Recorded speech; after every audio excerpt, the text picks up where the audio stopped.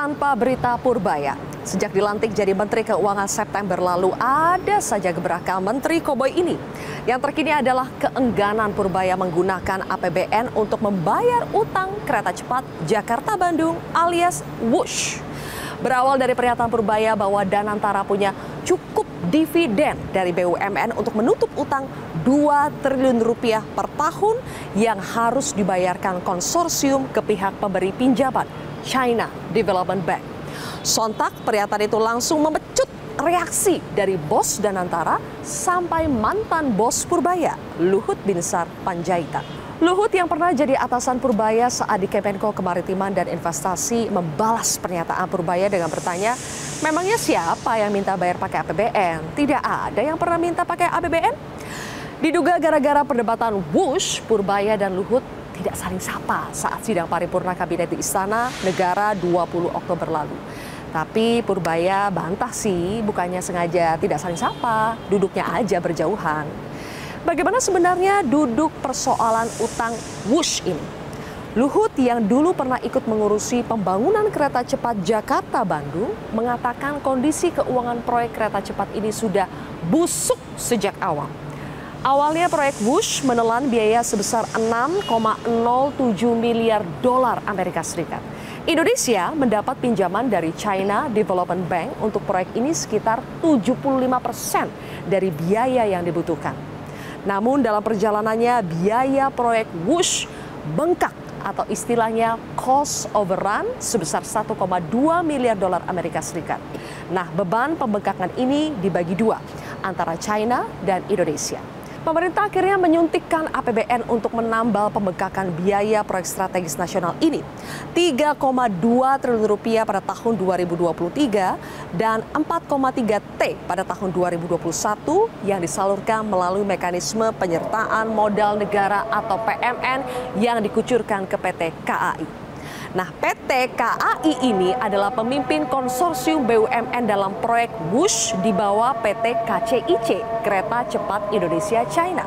Direktur Utama KAI, Bobi Rashidin, terang-terangan mengaku kepada Komisi 6 DPR RI bahwa proyek KCIC atau WUSH adalah bom waktu. Pemirsa, utang kereta cepat membengkak kalau tidak ditangani cepat bisa meledak.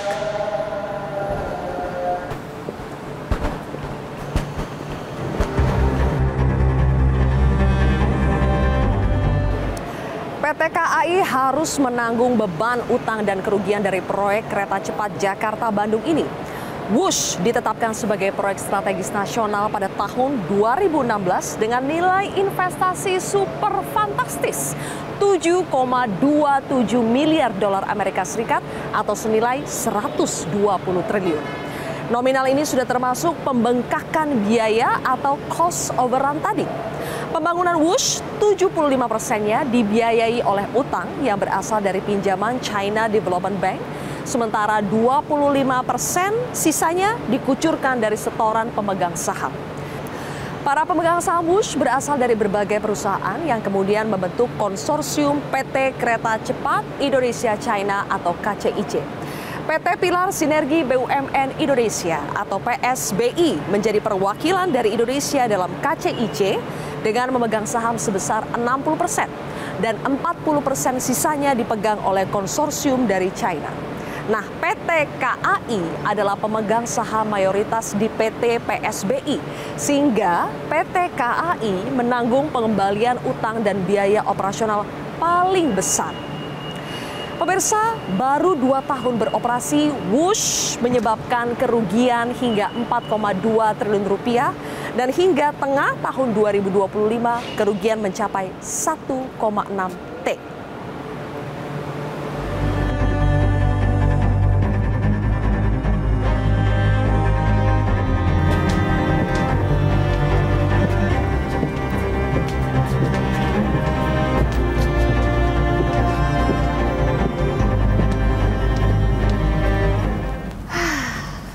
Jadi gimana dong bayar utang WUSH-nya? Luhut mengatakan China sudah sepakat opsi restrukturisasi utang yang awalnya 45 tahun jadi 60 tahun. Namun proses negosiasi itu terhenti. Untuk melanjutkan proses itu, Presiden Prabowo Subianto berencana membentuk tim khusus untuk mengurus penyelesaian polemik penanganan utang Wush. Karena ini adalah program dari Presiden Xi Jinping pada waktu itu. Jadi tolong bersabar.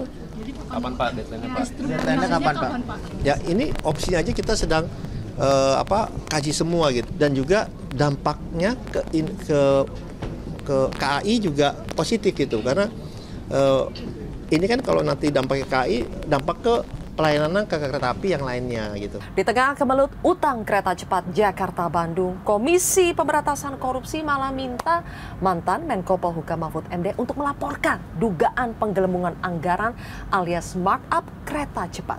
Sebelumnya, lewat kanal YouTube-nya, Mahfud mengatakan penghitungan biaya konstruksi Wush 3 kali lipat lebih mahal. Di sisi lain, pemirsa, Menko Bidang Infrastruktur dan Pembangunan Kewilayahan AHY Agus Harimurti Yudhoyono menyatakan penyelesaian utang kereta cepat Indonesia-China tidak boleh jadi penghambat rencana pembangunan kereta cepat yang menghubungkan Jakarta hingga Surabaya. Apapun rencana ke depan, polemik utang kereta cepat ini intinya harus segera diselesaikan. Jangan sampai wush, bablas duitnya.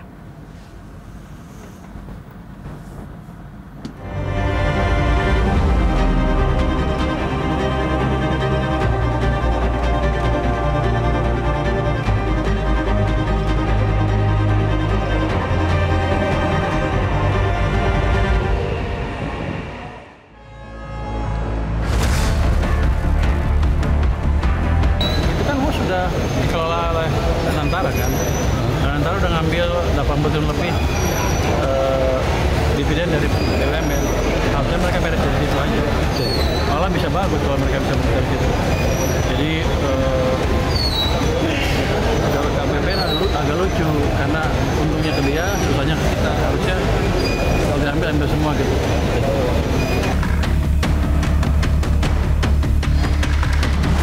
WUSH itu masalahnya apa sih? WUSH itu kan 3 restructuring aja. Siapa yang minta APBN? Tak ada yang minta APBN. Ada dugaan markup. Dugaan markupnya gini, Mas. Ya, itu harus diperiksa ini. Uang lari kemana? Menurut perhitungan pihak Indonesia, biaya per 1 kilometer kereta WUSH itu 52 juta US dollar. Tapi di Cina sendiri hitungannya 17 sampai 18 juta US dollar. Naik 3 kali lipat kan? Ini siang naikkan siapa, uangnya kemana?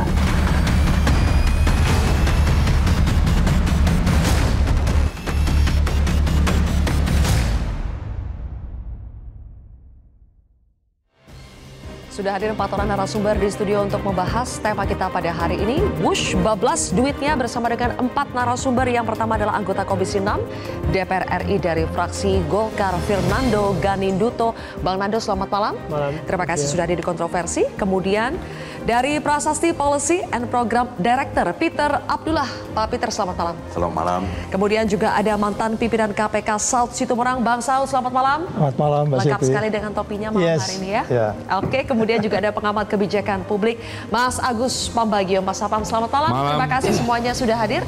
Kita langsung mulai dari percakapan atau pernyataan dari Luhut Binsar Panjaitan yang dulu menahkodai proyek kereta cepat Jakarta-Bandung ini, yang mengatakan bahwa sebetulnya proyek WUSH atau lebih tepatnya keuangan kereta cepat Jakarta-Bandung itu sudah busuk sejak awal, seperti yang pemirsa bisa lihat di belakang sini. Saya akan langsung ke Mas Apam. Mas Apam, benarkah proyek kereta cepat Jakarta-Bandung atau WUSH ini sudah busuk sejak awal? Iyalah, makanya kan saya tidak setuju waktu itu. Ya karena nggak jelas, kan ini sebetulnya proyek punyanya Jepang. Kan dilempar itu jadi busuk. Karena dirubah semua itu struktur kalkulasinya, maka muncullah 2%. Dulu kan cuma 0,1. Itu, jadi ya kalau Pak Luhut bilang itu iya betul, tapi kenapa terus diurus? Nah itu dia, kenapa itu dilanjutkan? Apa yang Mas Apam ketahui soal kenapa proyek ini terus berlanjut? Ya, karena meskipun sudah ada indikasi busuk karena mesti diperintah Presiden kan. Pak Luhut kan apa kata Presiden, dia tegak lurus. Ya dia laksanakan. Argumentasinya waktu itu kenapa sih kita harus sampai punya WUSH? Gengsi aja. Sesederhana itu? Iya. Mas Apa? Ya karena kan Tapi kalau secara kebutuhan bagaimana Anda melihat dari publik membutuhkan itu? belum lah kalau gini loh. Waktu itu kan semboyankan nawacita. Nawacita itu kan harus di luar Jawa. Nah bangunlah di luar Jawa supaya pemerataan. Di Jawa itu sudah ada. Pemerintah sudah investasi di jalan tol Trans Jawa. Bandara banyak nambah, pelabuhan banyak nambah, yang juga kosong. Nanti dia kanibal itu. Kalau bus sampai Surabaya, pesawat nggak laku. Sekarang aja Garuda udah jungkir balik mau nyungsep, tambah nggak bisa. Jalan tol menjadi berkurang. Jadi nggak bisa. Jadi transportasi itu tidak boleh sejajar terus, itu nanti salah satu kanibal pasti hancur. Lah ngapain? Karena kan kalau kereta pasti dari pusat kota kan. Orang kan milih itu 3 jam. Kereta biasa itu sekarang yang Agro Bromo itu sudah 8 jam. Oke. Ngapain di 3 jam gitu loh. Itu secara kebutuhan. Ya, Kemudian dan kalau biayanya pasti secara mahal, karcisnya. biaya. Nah Ya. itu. Mas Apam bilang bahwa sebetulnya ini sangat-sangat mahal, tidak visible. Iya. Karena begini loh, di kalkulasi yang terakhir Cina itu kan kalau saya tidak salah 40.000 orang per hari naik itu. 64 sorry. Naik itu kan artinya yang di jalan tol dan Parahyangan naik itu semua, kan nggak mungkin gitu ya. Dan tiketnya murah, 250 kapan ininya, kan dulu hitungan bodoh kita sih 1 juta lah, tapi kan nggak ada yang naik. Jadi dilema, memang jadi tidak berkebutuhan, kita belum butuh itu, tapi kalau mau gaya-gayain ya oke, konsekuensinya kita akan tergopoh-gopoh untuk membiayai, jelas itu, udah kita sampaikan. Sudah disampaikan sebetulnya sejak awal ya. Pak Peter, jadi apakah sebetulnya kita mimpinya ketinggian untuk punya kereta cepat Jakarta-Bandung, padahal sebetulnya secara kesanggupan belum? Ya, ini dilemanya adalah kalau kita menghitungnya dengan pemikiran pada waktu itu, ya, saya sependapat dengan Pak Agus, ya, kalau boleh kita balik ke masa itu, kita akan mengatakan persis apa yang disampaikan Pak Agus. Tapi sekarang ini kan ini udah terjadi. Ya. Kita kan nggak mungkin lagi kita balik ke belakang. Kita kan harus, saya selalu mengatakan kita harus melangkahnya ke depan. Persoalan di belakang itu harus jadi permasalahannya harus diselesaikan, ya. Dan kemudian kita belajar dari situ untuk kemudian kita bisa memperbaiki kebijakan kita ke depan. Jadi saya sependapat kalau kita menghitungnya di masa lalu, pada waktu itu boleh kita bisa kembali ke masa lalu dan kita mengatakan apakah ini kita butuhkan. Saya sependapat sekali dengan Pak Agus bahwasanya kalau boleh memilih, seandainya itu bisa kita pindahkan, proyek itu seharusnya adalah proyek misalnya menghubungkan dari ujung Sumatera ke ujung Sumatera, membangun kereta api, menyambungkan kembali proyek kereta api kita di Sumatera. Menurut saya itu mungkin lebih baik, ya, daripada di Jawa, ya. Karena memang kalau di Jawa ini kan semuanya udah cukup, ya, pilihan moda transportasi itu udah cukup. Sementara di luar Jawa, di Kalimantan, Sulawesi, apalagi di Papua, kita kan pilihan transportasi kita masih sangat terbatas. Jadi kalau kita melengkapi di situ, pada waktu itu akan lebih baik. Nah, kalau sekarang menurut saya pertanyaannya mungkin bukan itu seharusnya, ya. Pertanyaannya mau kita apain ini? Sebelum ke sana ya. Sebelum ke sana kita harus tahu dulu letak masalahnya itu ada di mana, busuknya itu berasal dari mana. Jadi Bang Nando ketika kemarin minggu lalu ya mengadakan rapat dengar pendapat dengan Bos KAI, apa kesimpulan letak masalah yang ditangkap dari penuturan Bos KAI? Baik, jadi gini Sylvia, yang terjadi di KCIC ini kan kami melihatnya kan ada 2 hal. Yang pertama adalah memang ini dari segi bunga ini terlalu tinggi. Kenapa terlalu tinggi? Karena sales kita itu masih 50%. Artinya dengan pendapatan kita yang sangat minim ini, yang berjumlah cuma 1,5 triliun dalam setahun, itu bayar bunga aja belum sanggup. Okupansi 50%. Orang yang menaiki Wush masih sedikit ya. 50%. Masih 50% teman-teman. Kita punya datanya, boleh sekalian ditampilkan ya soal okupansi penumpang yang menaiki Wush. Silakan dilanjutkan Bang Nando. Berarti 2 hal ini dapat kita simpulkan bahwa memang proyek ini perlu perhatian khusus gitu. Jadi ini harus segera diselesaikan. Karena proyek ini kan udah 2 tahun jalan. Artinya 2 tahun jalan ini kan pasti kan ini nombok kan. Karena kita dari sales saja kita tidak bisa mencukupi hanya membayarkan bunga. Sedangkan 2026 itu kita harus membayar pokoknya. Jadi ada utang pokok, ada bunga yang harus dibayar. Nah itu kita harus selesaikan sekarang gitu. Jadi saya setuju dengan Pak Peter tadi bahwa kita mesti lihat ke depan. Kami di Komisi 6, kami kan punya 1046, hari ini kita punya 1046 BUMN gitu yang kita harus selesaikan semua, termasuk diantaranya adalah KCIC ini gitu. Jadi menurut saya permasalahan dua permasalahan ini kita harus selesaikan. Yang pertama kita harus mendorong ke bawah tingkat bunga yang sangat besar ini, dan kita harus menaikkan sales. Dua ini kita harus selesaikan secara paralel, Mbak Sylvia. Nggak bisa satu persatu. Oke. Gimana caranya kita menurunkan bunga? Ya salah satu cara ya kita harus injek uang.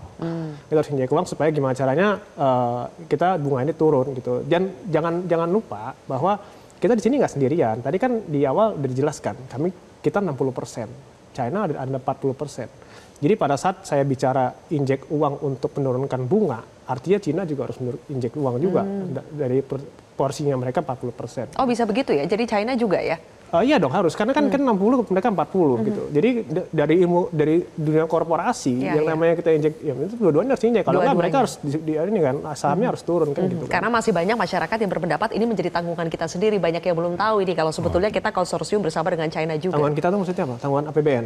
Iya, ditanggung oleh APBN. Nah ini yang mau saya klarifikasi ya. Dari awal itu adalah proyek ini itu proyek B2B gitu, bukan G2G. Jadi nggak ada urusannya sama APBN sama sekali. Ini adalah business to business gitu. Jadi kalau kita bicara bisnis, ya bisnis antara dua konsorsium ini, antara BUMN Indonesia dengan BUMN Cina. Gitu. Berarti yang dikatakan Pak Purbaya sudah benar bahwa kita tidak membayar dengan menggunakan APBN? Absolutely benar. Pak Purbaya tidak ada 1% pun dia salah. 100% dia benar bahwa ini adalah APBN. Jadi masyarakat tidak perlu cemas.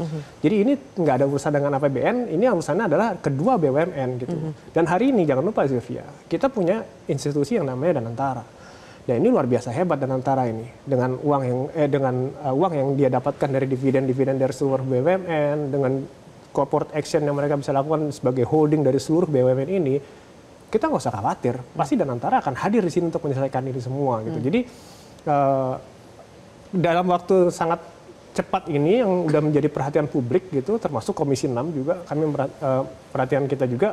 Tanggal 7 November kita langsung kunjungan kerja, begitu kita masuk sidang, kita akan kunjungan kerja ke KCIC, kita akan tanyakan ini semua. Jadi menurut Bang Nando, Danantara juga sudah sepakat ya, karena sebelumnya tuh di awal-awal sempat masih ada kegamangan, apakah ini menjadi tanggung jawab Danantara, karena Danantara itu bagian investasi, bukan tugasnya bayar utang. Gini, Danantara itu nggak boleh sepakat tidak sepakat, ini wajib hukumnya, karena dia tuh adalah holding dari perusahaan seluruh BUMN, jadi nggak ada urusan sepakat dan sepakat, Danantara wajib, banyak seorang orang tua, ada anaknya sakit, masa dituekin aja kan nggak boleh kayak gitu. Karena mereka ini orang tua loh. Ini udah saya termasuk panja perumusan Danantara di perubahan Undang-Undang Nomor 3 BUMN. Jadi dia tuh orang tuanya anak-anak ini, anak sebagai BUMN ini, walaupun ini ada 40% Cina, tapi kan ini ada KAI. Bayangin KAI kita yang transformasi luar biasa begitu, masa harus kita korbankan kayak gini, kan sayang, kasihan mereka. Harus dengan utang yang besar ini ya. Oke, kita sudah masuk sedikit, ini sebetulnya sudah menyentuh ke opsi-opsi penyelamatan yang dimiliki oleh kita saat ini.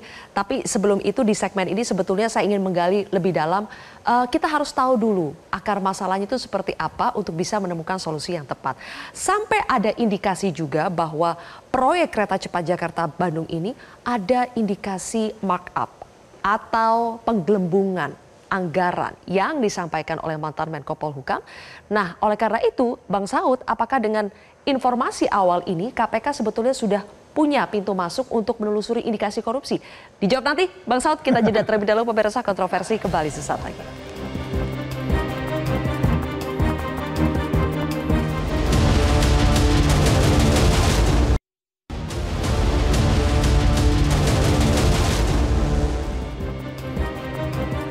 Jika sudah tahu ada yang busuk sejak awal tapi tetap dijalankan, apakah ada indikasi korupsi di situ, Bang Saud? Selalu aja kalau peristiwa pidana itu kan yang dilihat itu yang disebutnya dalam bahasa akademik itu mensernya dan actus reusnya. Jadi niat jahat, baru kemudian bukti-bukti niat jahatnya gitu. Nah kalau kita melihat dari awal niat jahatnya sih saya nggak ragu nih ada niat jahat. Nggak usah lah Mas Agus cerita pindah dari Jepang ke Cina itu udah indikasi niat jahat itu, ya kan?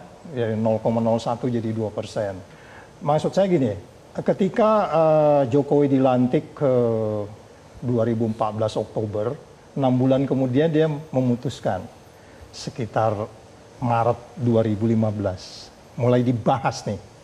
Di sini sebenarnya kita harus sudah mulai lihat. Nanti kelihatan niat jahatnya mulai dari sini sampai kemudian ada pembusukan tadi itu. Siapa yang bikin busuk, kenapa busuk, ya segala macam itu ketahuan semua. Dari awal siapa-siapa. Kalau saya melihatnya ada sekitar 10 orang yang harus bertanggung jawab di situ, mulai dari presidennya, menterinya, BUMN-nya, bahkan Jonan saya minta juga dia harus ditanya juga nanti. Walaupun dia nggak protes, nggak setuju, tapi kenapa kamu diam aja? Gitu. Dia harus minta tanggung jawab juga, termasuk Purbaya juga. Dengan dia mengatakan tidak harus ada PBN segala macam. Sedangkan saya dalam bayangan saya kereta ini nanti sampai Lombok justru. Iya, dalam bayangan saya sampai Lombok, ya bukan lagi Surabaya gitu. Arab Saudi bisa kok gitu. Jadi maksud saya cuman persoalan kembali lagi, bukan persoalan ini nyampe mana, tapi peristiwa pidananya yang harus dikerjakan lebih dulu. Dan saya pikir penyidik-penyidik KPK kalau lu semua nggak bisa memastikan bahwa ada peristiwa pidana di sini, kurasa mesti sekolah lagi mereka. Atau gue balik lagi ke KPK. Tapi jawabannya KPK mengatakan bahwa Pak Mahfud harus buat laporan tuh sampai diprotes sama Pak Mahfud. Bukan pimpinannya, itu juru bicaranya. Makanya gimana seharusnya Bang? Masa kalau kita yang harus lapor itu dulu? Sebenarnya diminta tidak diminta, karena ini menyangkut bekas itu, lepas itu dari B2B ya, business to business gitu. Kalau B itu kan berarti kan itu BUMN. Ya. Nah, itu penyelenggara negara, itu kompetensinya KPK, bisnis. Kecuali end to end, tahu end to end? Ngawur tuh ngawur gitu.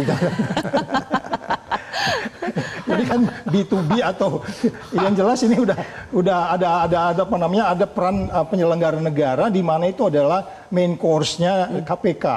Jadi sekali lagi kalau penyidik sebenarnya udah paham betul bahwa mereka sudah lihat dari kronologis seperti saya bilang tadi itu saat ide pertama hari pertama itu dinyatakan itu udah mulai jadi catatan itu sama mereka semua. Siapa ngomong apa? Kita belum lagi cerita yang Mas Agus pernah dihadap, Mas Agus bisa aja ditanya-tanya juga antar, benar nggak tuh gitu? Oh iya, udah saya larang dia jalan terus. Nah itu kan, itu semua bukti-bukti mensrea ada di situ. Jadi nggak sulit untuk kemudian kalau kita mau melanjutkan siapa yang harus bertanggung jawab di sini. Dalam ukuran saya ada 10 orang. 10 orang, oke. Kita bukakan lagi pernyataan dari Pak Mahfud MD ya. Waktu itu Pak Mahfud di channel YouTube-nya, di podcast-nya mengatakan bahwa sebetulnya kalau menurut perhitungan pihak Indonesia, biaya per 1 kilometer kereta Wush itu $52 juta Amerika Serikat. Tapi kalau di China sendiri hitungannya itu hanya 17 sampai 18 juta dolar Amerika. Jadi naik 3 kali lipat. Nah, pernyataan ini apakah bisa menjadi pintu masuk buat KPK? Harus berangkat dari sini atau bagaimana? Iya, nanti karena akan ada perhitungan-perhitungan ya, BPK lebih paham di situ mereka bagaimana cara menghitungnya. Tapi kan kita jauh juga BPK ini juga dalam beberapa perhitungan mereka kan rada quote and quote end to end juga gitu kan. Jadi kan kita punya bukti kan beberapa mereka terlibat pada saat perhitungan dan sudah dilakukan penindakan. Jadi bagaimana perhitungan itu dibuat nanti kita juga tidak rely on BPK sama sekali. Juga kita harus pakai audit yang independen untuk memastikan bahwa ada sebenarnya perubahan harga yang menurut saya tadi dari awal saja perpindahan dari 0,01% ke 2% itu udah pertanyaan besar, itu kuping penyidik itu pasti berdiri semua, iya kan? Ya. Siapa juga mau ada yang lebih murah dikasih yang lebih, itu udah doesn't make sense at all. Itu bunganya ya? Iya, itu udah gampang. Iya. Naik 2000%. Dari 0,01 ke 2% itu naik 2000%. Oke.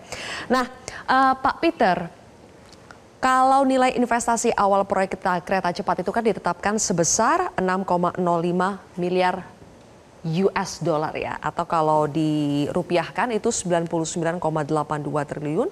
Kemudian terjadi pembengkakan biaya atau cost overrun sebesar 1,21 miliar US dollar atau setara 19,96 triliun. Apakah dari situ saja? Apakah pembengkakan atau cost overrun itu sama dengan indikasi kuat telah terjadi korupsi atau markup? Di setiap proyek itu pasti ada yang namanya eskalasi, ya dikarenakan asumsi-asumsi yang disusun pada proposal awal itu tidak memenuhi. Ya. Tetapi ini seharusnya yang dilihat adalah berapa besar ya eskalasi itu terjadi, kenaikan itu terjadi, ya, yang tanda kutip bisa kita terima. Kalau kenaikannya terlalu besar, ya berarti kan sejak awal proposal itu kan nggak cukup baik, ya. saya dengar itu adalah memang di dalam proposal awal itu tidak cukup memperhitungkan kondisi lahan misalnya, ya, lahan yang labil dan sebagainya, sehingga pada implementasinya ada waktu, kan ini cost overrun itu juga dikaitkan dengan masa waktu pembangunannya yang molor lebih dari 2 tahun ya. Dan itu pasti akan menyebabkan biaya-biaya menjadi lebih besar. Jadi saya tidak bisa mengatakan bahwasanya pembengkakan itu artinya ada indikasi korupsi. Ada indikasi markup untuk biayanya. Tetapi yang lebih menarik seharusnya disorot ya, persis seperti disebutkan Pak Saud tadi, adalah adanya kenaikan bunga untuk cost overrun. Ya. Dari yang 2% naik lagi. Naik menjadi 3,4. Naik 3,4 itu hampir 200%. Ya. Jadi dari 0,01 naik menjadi 2%, naik lagi menjadi 3,4. Ini 0,1? Ya 0,01. Enggak 0,1. 0,1. 0,1 menjadi 2%. Ya, kemudian naik menjadi 3,4. Itu kenaikan yang luar biasa. Ya. Kalau kita di ini studi kelayakan pasti melihat ini, angka ini nggak main-main. Perhitungan bisnis seharusnya ini? Karena angka itu dihitung bukan dari angka dasar yang kecil ya, angka dasar yang sangat besar. Jadi memang tahapan-tahapan ini bisa kelihatan sekali bagaimana proses pengambilan keputusan peralihan dari Jepang ke Cina itu menjadi sangat tidak wajar sebenarnya pada saat itu. Karena secara keseluruhan memang nilai proyek yang ada di Jepang itu kan kalau nggak salah sekitar 6,2 miliar dolar. Ya, memang proyek Cina di proposalnya Cina adalah 5,5 miliar dolar. Dari angka proyeknya memang China lebih murah. Ya. Tetapi kalau lihat dari beban bunga yang naiknya sangat tidak wajar tadi, total biaya yang sebenarnya di proyek Cina itu jadi lebih besar.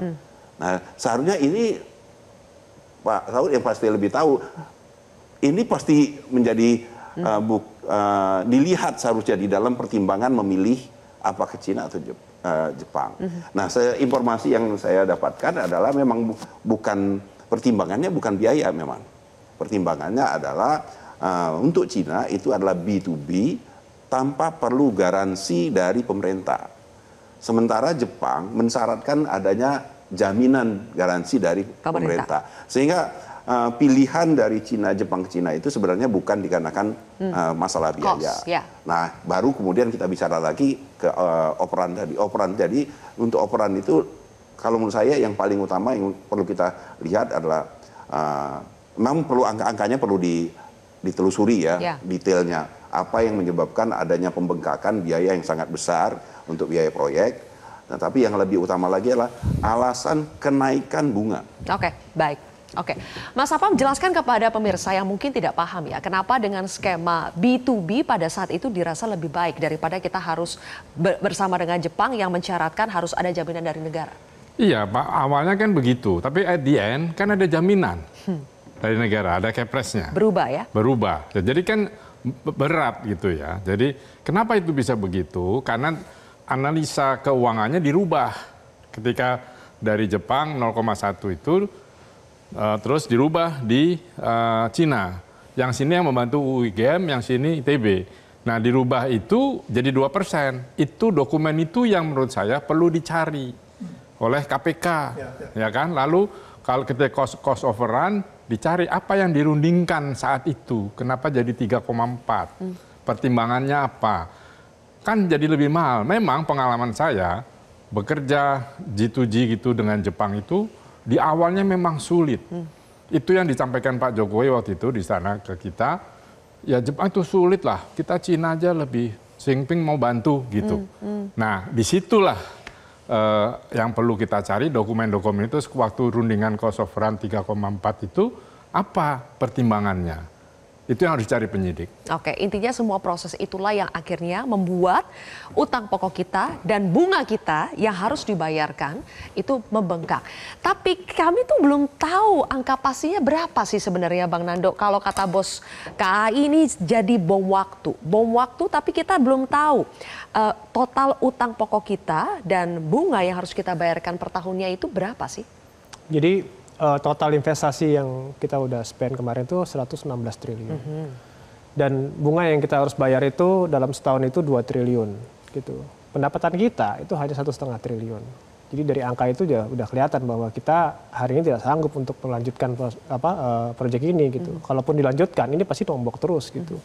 Jadi disitulah permasalahannya bahwa bunga yang tadi saya jelaskan di awal, bunga itu terlalu tinggi dan sales kita itu nggak naik gitu. Itu masih kurang sekali gitu. Gitu. Jadi kalau disebut bom waktu, sebetulnya waktu kita tinggal berapa lama lagi? Jangan sampai meledak kan? Kalau menurut saya ini bukan bom waktu, ini udah meledak. Jadi ya bagaimana kita bayar bunga aja nggak bisa, apalagi bayar pokok. Kita bicara bayar pokok dari 2026 itu masih. Ini kita baru bahas kekurangan dari 2, kita cuma sanggup 1,5 itu baru utang baru bunganya. Iya, kita baru bayar pokok 2028. Iya, 2028 betul. Kalau utang pokok plus bunga yang harus dibayar setiap tahunnya itu berapa Bang Nando? Wah itu saya nggak tahu, mesti tanya ke Kak Cica ya. Gitu. Kita nggak sejauh-jauh mikirin kayak gitu. Kita mikirin bunganya aja dalam beberapa tahun ke depan. Ini kita nggak bisa bayar gimana. Dan itu jauh loh, 1,5 triliun sampai 2 triliun tuh 500 miliar tuh jauh loh itu Kak. Bukan angka yang kecil itu. Kita gimana cara ngejar itu kan itu aja yang kita harus fokuskan sekarang. Masa iya kita beberapa tahun ke depan kita harus nombok terus. Ya ini kan bisnisnya nggak visible jadinya gitu. Oke, sekarang pertanyaannya baru kita masuk. Siapa yang harus bayar? Opsi penyelamatannya itu apa saja? Tapi kita harus jeda lagi, pemirsa tetap di Kontroversi.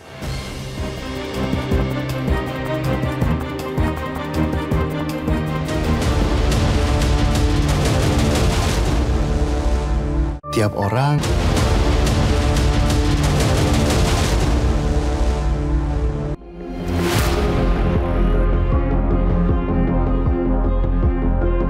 untuk diminta mencari skema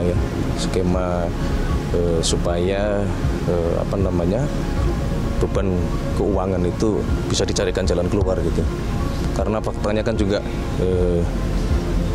bus kemudian juga menjadi salah satu moda transportasi yang sekarang sangat membantu.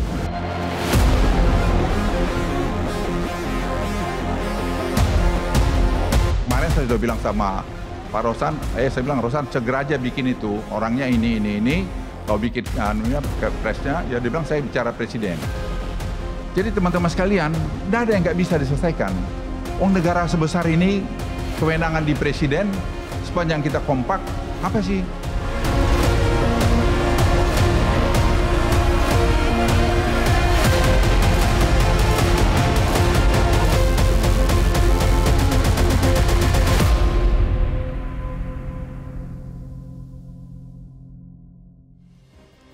Oke, langsung saja Pak Peter. Jadi siapa yang harus bayar utang ini?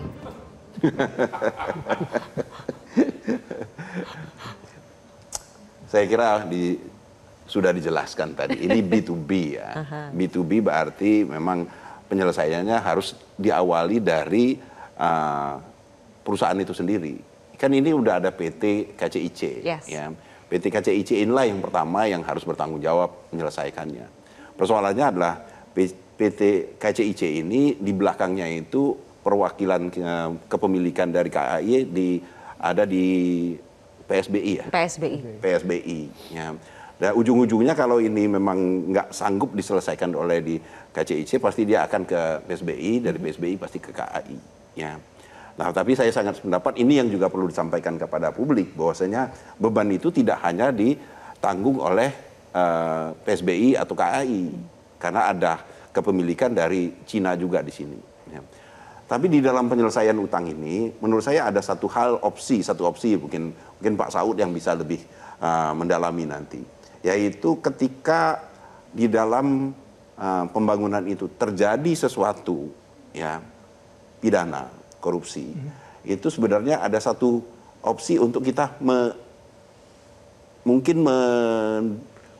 mendiskusikan kembali, ya, mencari opsi penyelesaiannya, karena di sini ada pelanggaran di sini, pelanggaran etis di sini, pelanggaran di dalam misalnya ada misalnya apalagi kalau seandainya terbukti nanti ada pejabat Cina juga yang ikut terlibat di sini, ya, sehingga itu bisa dinegosiasikan bahwasanya ini keputusan bergening gitu ke China. Keputusan ini didasarkan kepada tanda kutip ada kemufakatan jahat mungkin di situ, dan itu bisa menjadi bahan kita untuk bernegosiasi terutama terkait dengan bunga, karena bunganya itu terlalu menurut saya sih terlalu besar ya kalau dibandingkan dengan misalnya dengan Jepang, apalagi ada lompatan di pada bunga operan, sehingga kita punya upaya ya opsi untuk menegosiasikan kembali didasarkan kepada proses yang sudah berlangsung sebelumnya. Ya, tapi berarti pidananya harus dibuktikan dulu. Benarkah ada opsi seperti itu, Bang Saud? Ya, yang paling penting kan nanti seperti yang saya jelaskan di bagian depan, kita harus bisa menjelaskan kronologis proses proyek ini mulai dari nol sampai kemudian per hari ini gitu, apa yang terjadi gitu. Angka-angka mana yang miss, angka-angka mana yang diselewengkan, angka-angka mana yang dimainkan, terus bagaimana proses pengambil keputusannya. Ada juga orang yang tidak pada kompetisinya tapi dia memutuskan gitu. Ada. Dia menteri nggak bisa, tapi dia ngomong orang lain takut semua, ada itu. Ada kayak gitu di Indonesia. Semua jadi diurusin sama dia semua. Dia kali dia ngomong, tapi terjadi sesuatu dia lepas tanggung jawab. Nah ini juga harus diminta pertanggungjawaban. Padahal nanti oh bapak itu yang bilang, oh saya takut, kenapa takut? Ya dia kan dekat presiden. Saya lihat mukanya aja takut gitu, kerjanya nakut-nakutin orang gitu kan. Nah ini nanti kelihatan. Kenapa orang kemudian mengambil keputusan tidak didasarkan pada logika, nalar, dan argumentasi yang kuat. Termasuk dalam penentuan tadi itu kemungkinan pemberinya kan dari ini uang kan sebagian dari overseas nih, masuk ke Indonesia, masuk ke kontraktor, kontraktor beli barang, beli paku, beli segala, terus kickbacknya kemana, itu nanti kelihatan gitu. PPATK sendiri saya pikir udah bisa tahu nih berapa sebenarnya uang itu masuk yang benarnya ke proyek itu. Tapi gitu. kalau memang terbukti ada korupsi, apakah itu justru bisa menjadi bargaining kita kepada pihak China untuk bisa menurunkan utang atau merestrukturisasi? Oh bisa aja kan, dia juga menandatangani piagam PBB anti korupsi. Jadi urusan korupsi itu harus didahulukan. Nggak juga harus memberhentikan kereta ini, tetapi kereta ada peristiwa pidana, itu yang harus diselesaikan dulu. Tidak akan mengganggu operasionalkah Mas Apam kalau misalnya seperti itu? Enggak lah, operasional terpisah. Jadi gini, dulunya sebetulnya bukan kereta api yang tanggung jawab. Yang tanggung jawab Wika. Karena dia porsi terbesarnya 38% di PSBI. Di saham itu. Kereta api hanya 25, Jasa Marga 25, yang 12 PTP 8. Tapi dalam perjalanannya, karena kereta api yang mengoperasikan kereta, dikasihlah ke dia. KAI jadi paling besar sahamnya. Iya sekarang, karena Wika sudah lemparan handuk putih kan, bahwa dia sudah nggak punya uang. Nah pada saat itu masuk KAI, saya sudah juga kasih komentar. Karena saya tanya, itu uangnya uang KAI atau uang siapa? Enggak, itu nanti uang pemerintah masuk ke KAI terus bayarkan. Saya bilang, loh itu nggak, gimana mekanismenya? Nah ternyata sekarang terbukti, beberapa pendapatan KAI misalnya dari angkutan batubara sudah harus untuk bayar tahun kemarin gitu. Nah hal-hal semacam ini kan yang bisa mengkerdilkan KAI. Saya cuma khawatir ini bagian dari yang sedang ramai di dunia itu debt trap-nya Cina gitu ya. Jebakan apa ini? Debt trap, jebakan utang. Gitu kan banyak negara-negara di Afrika di mana sudah sedang kena nih sekarang. Dia sama, jadi dia nggak bisa bayarnya dan sebagainya. Nah nanti lalu diambil apa? Misalnya yang gampang sering saya sampaikan itu pelabuhan di Sri Lanka. Itu kan lalu diambil Cina, taruh di situ kapal militernya. Nah kita mau kemana? Kita harus hitung geopolitiknya loh. Untuk pada waktu nanti bernegosiasi lagi. Maksudnya jangan-jangan? Dia mau di mana? Ada dia mau bikin, bagian dari Indonesia. Iya. Oh, bisa sampai seperti itu ya? Ya bisa kan, ini itu namanya geopolitik. Kan kita tahu dia punya jalur sutra itu yang mau dikembangkan. Ya pasti kan masuk. Kan kita susah masuk karena masih kita negosiasi di internasional juga kuat. Nah kalau itu nanti itu bagaimana? Ini bukan saya bukan ahli geopolitik, tapi berpikir ketika kita duduk di meja perundingan. Itu udah benar Mas, kalau enggak nanti Lemhanas suruh tutup aja. Iya kan? Ya, kan harus dianalisa semua. Iya, semuanya gitu loh. Dan itu banyak bukti kok sudah pernah kejadian. Iya. Gitu. Dan debt trap ini sudah terlihat sudah terlihat korbannya di beberapa negara. Iya, di beberapa negara. Yang paling dekat kita Sri Lanka. Apa yang hilang dari mereka? Di Sri Lanka pelabuhannya karena nggak bisa bayar diambil. Ya dia taruh terminal kapal perangnya di situ. Kalau begini kan bahaya ya Bang Nando. Apakah ini bisa jadi, jangan sampai kita juga jadi korban debt trap itu. Bagaimana kita bisa keluar dari lingkaran setan ini? Ya tentu yang disampaikan Pak Agus itu kan mungkin worst case skenario Worst case, ya. Yang mungkin Tapi harus dipikirkan. Pasti harus dipikirkan. Kita nggak mikirkan hari ini, kita udah mikirkan dari tahun lalu. Ini kita jangan khawatir. Jadi mudah-mudahan sih kita jangan sampai ke situ Pak Agus. Yang saya titip aja di DPR supaya itu ditahan. Siap. Karena tadi betul Lemhanas diajari itu. Betul. Dan saya yakin Mbak Sylvia, ini kan tadi Pak Peter juga udah sampaikan, ini kan harus melakukan proses negosiasi. Kemarin juga saya udah lihat di berita bahwa jubir Kementerian Luar Negeri dari China juga sudah membuka peluang untuk bernegosiasi mengenai KCC ini, dan mereka sepakat China bahwa ya kita bernegosiasi supaya kita proyek ini bisa terus berjalan. Itu udah terbuka oleh mereka. Dan Pak Luhut juga udah sampaikan bahwa katanya udah mau negosiasi dan seterusnya, mesti nunggu KMPS dan lain-lain itu.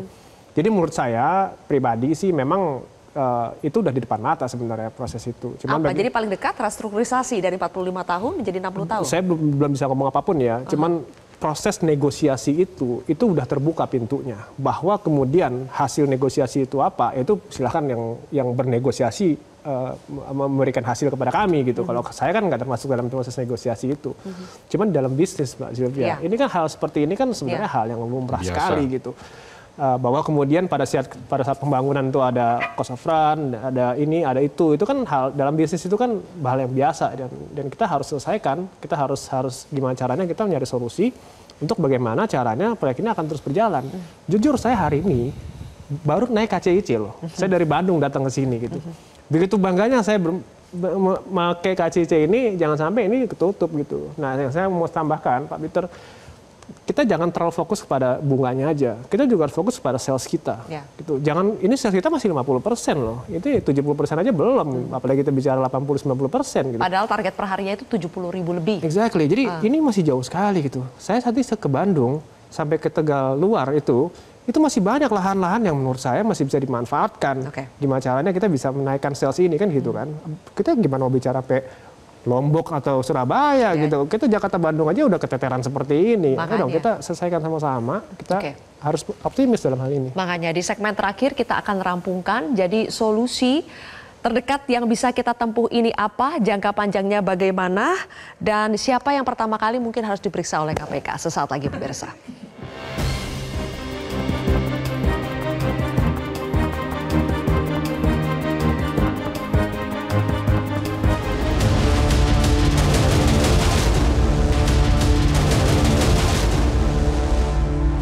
Jadi apa Pak Peter solusi terbaik untuk menyelamatkan Wush ini? Ya negosiasi lah. Ini sebagai penutup ya? Ya. Sebagai penutup saya ingin menyampaikan, pertama ini harus dipisahkan antara penyelesaian keuangan, beban keuangan dengan Wush-nya sendiri. Tadi disampaikan kan, kita ini barang udah jadi, ya, barang yang udah jadi yang sekarang ini menjadi beban bagi kita. Tapi kalau ini dibiarkan seperti ini, dia akan terus jadi beban. Dia baru akan bisa mencapai tingkat keekonomiannya itu kalau ini dilanjutkan sampai Surabaya. Saya malah harus dilanjutkan sampai Surabaya ini memang merugikan bagi dengan kita. Segala utang dan bunga yang kita hadapi Justru sekarang. Justru begini ya, pemikirannya ini yang harus disampaikan juga. Harus ada kajian, melihat kembali apakah dengan dia dilanjutkan itu justru dia akan menambah rugi, atau justru dia akan menambah efisien sehingga dia bisa mengurangi kerugian. Ini tentu ada kajiannya, harus dikaji. Ya. Itu yang pertama, karena nggak mungkin kita membiarkan. Ini kan warisan ya. Ini saya membayangkan saya ada warisan orang tua saya yang sebenarnya nggak efisien. Tetapi kalau saya biarkan, dia akan menjadi beban. Nggak mungkin juga kita buang ini. Ini barang, walaupun kata udah disebut sebagai barang busuk. Ya, tapi ini nggak mungkin kita biarkan dia menjadi barang busuk demikian begitu saja. Dibuang nggak mungkin. Ya, mungkin nggak ini tidak busuk lagi. Itu yang harus kita lakukan. Apakah dengan memperpanjang dia sampai Surabaya? Ini harus dipikirkan, ya, harus diselesaikan. Itu untuk jangka panjangnya ya? Iya. Jadi tugas kita itu yang pertama. Di sisi lain, kita juga harus menyelesaikan persoalan beban hutang tadi. Ya, penyelesaian beban hutang itu mau tidak mau sekarang ini harus nego. Ya, itu yang harus kita lakukan. Jadi harus ada dua tindakan. Yang pertama untuk menyelesaikan beban utang, yang satu adalah menyelesaikan persoalan operasional dari keberadaan dari WUS. Ini harus diapain nih? Harus diapain? Bang Nando, harus diapain? Yang dekat dan panjang harus apa yang kita tempuh? Ya, saya sepakat dengan Pak Peter ya. Cuman yang saya mau tambahkan, yang kita selama ini nggak pernah bahas itu kan masalah salesnya ini. Kita harus tingkatkan juga, jangan kita hanya fokus kepada negosiasi maupun bunga maupun apapun itu yang di awal itu kan. Tapi kan saya agak kasihan juga dengan WUS ini karena kan salesnya sangat rendah sekali. Jadi KCIC itu jangan terus-terusan minta tolong terus. Benerin dong salesnya. Mana katanya sales cuma 50%, gimana caranya? Dia putar otak dong untuk gimana caranya sales ini harus naik gitu, minimal 70-80% baru kita bicara banyak kan uang pendapatan itu. Jadi ini menurut saya Pak Peter ini harus paralel gitu. Kita membereskan utang dan kita juga harus naikkan sales gitu. Bereskan utang kita nggak naikkan sales percuma juga Mbak, percuma. Kita nggak menambahkan sedikit. Menaikkan sales itu salah satunya memang harus diperpanjang sampai Iya, saya sepakat. Oke, Mas Apam. Jadi harus bagaimana Mas Apam? Ya, apa yang katakan Peter, dua hal itu betul. Karena kalau nggak mangkrak kan jadi barang ya tambah rugi. Jangan utang nggak bisa diem, kan tetap harus dibayar. Berbicara menaikkan sales berarti demand-nya juga harus besar ini. Ya itulah yang waktu itu bikin studinya itu nggak jelas. Kita sudah tanya itu orang dari mana dapat segitu, gitu kan. Nah sekarang kejadian, ya marilah kita pikirkan. Menciptakan demand itu ya. Iya, jadi bagaimana ini? Karena kalau tidak nggak bisa, ini harus terus. Nah perkara mau terus itu harus betul-betul dikaji. Sekarang tidak ada WUS sampai Surabaya, Garuda sudah bengek. Ya kan? Lion juga sudah bengek. Nanti ada kan nih saling kanibal. Mana dulu? Jalan tol dari ujung investasinya mahal loh itu. Bandara-bandara yang sekarang nganggur banyak sekali. Tolong itu dihitung, termasuk masuk ke penghitungan ulang soal biaya dan seterusnya. Setelah itu ya harus tetap dilaksanakan. Soal nanti bagaimana berapa bayar turun segala macam, dan yang penting juga yang paling bertanggung jawab 10 orang tadi ya harus dipanggil. Siapa yang harus pertama kali diperiksa dari 10 orang tadi, Bang Saud? Pertama mungkin kita perlu panggil juga konsultan dari Amerika ya, BCG ya. Ya. Ditanya tuh BCG, tanya dulu. Nanti BCG kan sampai hari ini kita belum tahu tuh BCG itu ngomong apa sebenarnya. Buat 3 lembar aja katanya dokumennya. Proyek segini cuma buat 3 lembar. Iya. Nah, BCG itu nanti kita minta sampean ngomong opo iki. Kita jadi kayak begini. Jadi maksud saya ketika kemudian nanti siapa yang berinteraksi, nanti juga siapa yang mengundang, kemudian itu nanti kelihatan Mbak dari urutan kronologis saja lah. Mudah-mudahan file tuh nggak hilang ya, atau belum nggak hilang, tapi kalau orang-orangnya masih hidup ya itu bisa ngejelasin sehingga kemudian kita bisa memastikan. Kalau menurut saya sih sudah pasti 10, mulai dari Jokowi harus dipanggil, Menteri BUMN-nya, terus kemudian semua BUMN-nya yang terkait. Ya, terus kemudian tadi saya sudah nyebut Pak Jonan juga dimintai lagi keterangan. Kemudian siapa namanya juga Menteri Keuangan sekarang juga ditanya dulu kenapa nggak mau. Kan itu nanti dia akan menjelaskan logik thinking itu yang akan memperkuat penyidik dan penyelidik bahwa sebenarnya ini loh persoalannya. Tapi menurut Abang KPK harus masuk sekarang ya di tengah pemerintah itu lagi fokus cara menyelesaikan sekarang utangnya. Juga lihat aja di harddisk orang ini isinya semua kereta api WUS semua itu isinya sekarang di harddisk orang itu. Masa kita nggak paham juga di situ? Ya kan orang udah bahas itu. Jadi kan salah satu tugasnya mereka adalah yang menjadi perhatian publik. Kemudian perhatian publik kan karena di-attract pesawat. Enggak juga. Orang yang udah naikin kereta itu juga merasa happy, tapi banyak juga yang nggak happy dengan kereta itu. Karena apa? Karena yang kita bangun itu selama ini kesalahannya kan itulah kalau mengutamakan hanya infrastruktur, bukan membangun manusianya. Ini yang gagal kita. Infrastruktur membangun manusia sebenarnya jangan dibalik. Gitu. Makanya, terima kasih Bang Saud, Mas Apam, kemudian Pak Peter dan juga Bang Nando. Terima kasih sudah bergabung bersama kami di Kontroversi hari ini. Pemirsa, dari WUS kita belajar proyek besar harus direncanakan dengan matang, tidak bisa sekedar wush kemudian bablas duit ya. Saya Zilvia Iskandar pamit undur diri. Terima kasih telah menyaksikan Kontroversi.